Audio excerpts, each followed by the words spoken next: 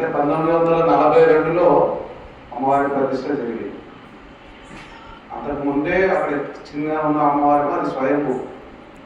ఇప్పుడున్న విగ్రహ ప్రతిష్ట అయ్యింది 1942 ఫిబ్రవరి 5-6 తారీఖు, నాకు కరెక్ట్ తెలియదు.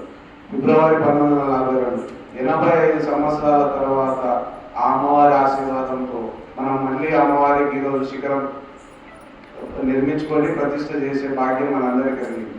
సో ఇది అమ్మవారు అనేది గ్రామానికి సంబంధించిన గ్రామ దేవత. మొదటి నుంచి కూడా అక్కడ ఊరు ఉన్నప్పుడు, కిందికి ఉన్నప్పుడు ఊరంతా అక్కడ ఉండే. సో గ్రామ దేవతగా అప్పట్లో ఉంటుంది. ఇప్పుడు కూడా అమ్మవారు అనేది గ్రామ దేవత. సో ప్రతి సభ్యుడు, గ్రామానికి సంబంధించిన ప్రతి సభ్యుడు కూడా అమ్మవారికి దర్శనం చేసుకొని అందరూ అమ్మవారి ఆశీస్సులు పొందాలని 8వ తారీఖు నాడు అమ్మవారి కలశ ఊరేగింపు ఉంటుంది.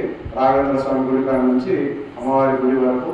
అంటే కలశంలో మహిళలు, మాతలు పెద్ద ఎత్తున వచ్చి అమ్మవారి కలశాలకు స్వాగతం పలుకుతూ ధాన్య అవన్నీ అడుగుతూ తీసుకెళ్ళి ఆ రోజు భోజనాల కార్యక్రమం ఉంటుంది. 9వ రోజు హోమాలు అవన్నీ ఉంటుంది. 10వ తారీఖు ధ్వజస్తంభ ప్రతిష్ట, తర్వాత అన్నప్రసాదం ఉంటుంది. సో ప్రతి ఒక్కరు వారి చుట్టాలను, ఆడపిల్లలను పిలుచుకొని ఒక సాంప్రదాయం ఉంది. ఎక్కడైనా ఊర్లో ధ్వజస్తంభం అవుతుంటే ఆడపిల్లల నుంచి పసుపు కొమ్మ ఇచ్చి పంపిస్తారు. సో ఆ విధంగా మన దగ్గర బంధువులను, ఆడపిల్లలను అందరిని పిలుచుకొని ఆ కార్యక్రమం జయప్రదం చేసుకోవాల్సింది. అందరినీ పేరు పేరున కోరడమైంది.